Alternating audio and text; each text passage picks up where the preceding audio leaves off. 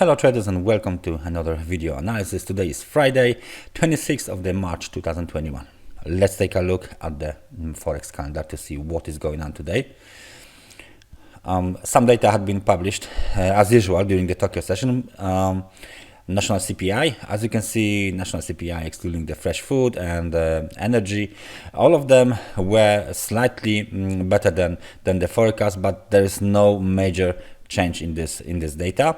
At 8 o'clock, retail sales data from the UK had been published. They were below the expectations, 2.1% versus 2.2% expected, but the increase is kind of huge, from minus 0.2% to 2.1%, actually from negative to positive territory, which is very nice for the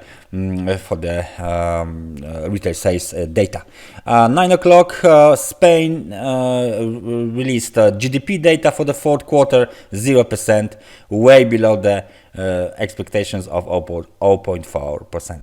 Next in the calendar are IFO, business climate data, climate index, current assessment, IFO expectations as well.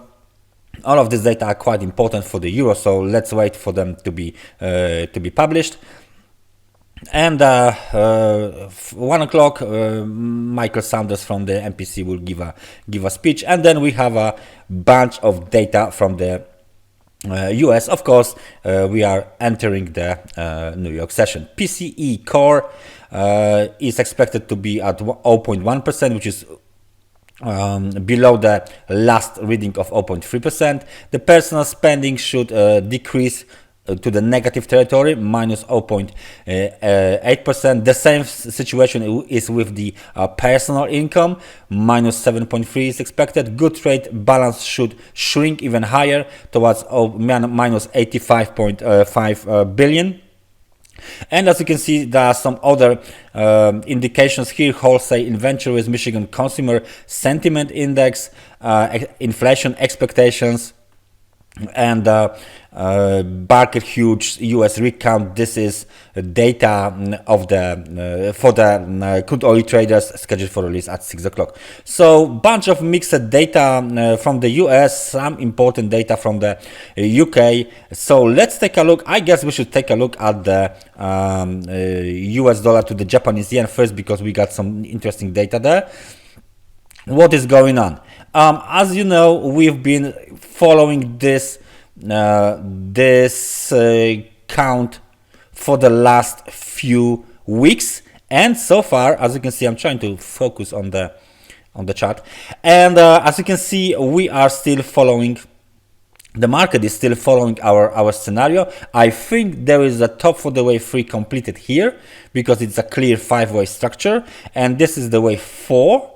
So right now we are in the last wave to the upside, wave 5. It shouldn't be a long one, because the longest one I think was the wave 1, then was the wave 3. So the wave 5 should be the shortest one. Okay, so first target 109.88, as I said before. And this target is valid as long as the level of 108.18 is not violated. So everything looks good on the US dollar to the Japanese yen. Let's go to see what is going on the cable.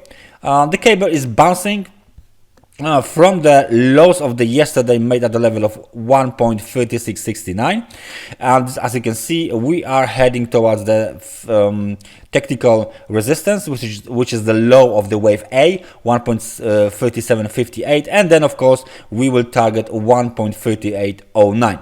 So that's the key level for today, and I think there should be some sort of the reaction from the bears on that level. Let me just expand our channel. There you go. We will stick to this channel as well. So false breakout to the upside, looks like a false breakout to the downside, but the target for the wave C has not been hit yet. So we have to wait to see what exactly the market participants wants to do with this scenario. For now, 1.3809 is the key level for today. Of course, we will take a look at the euro dollar. and the euro dollar is expanding lower according to our scenario.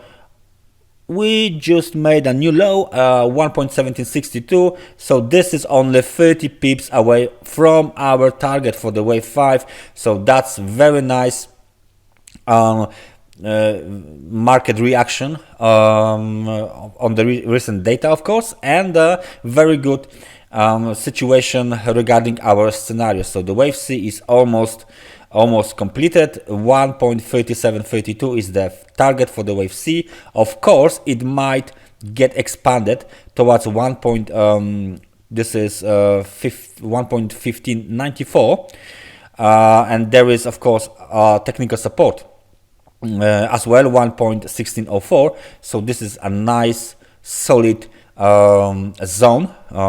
It might be considered a demand zone, and the target for the bears as well. So in the case of the extension to the downside, please remember 1.1594 is the next target on the euro dollar. So this is the most important thing, and let's just take a look at the last thing for today, the crude oil. Because we have a Baker Hughes data today. So what do we have here?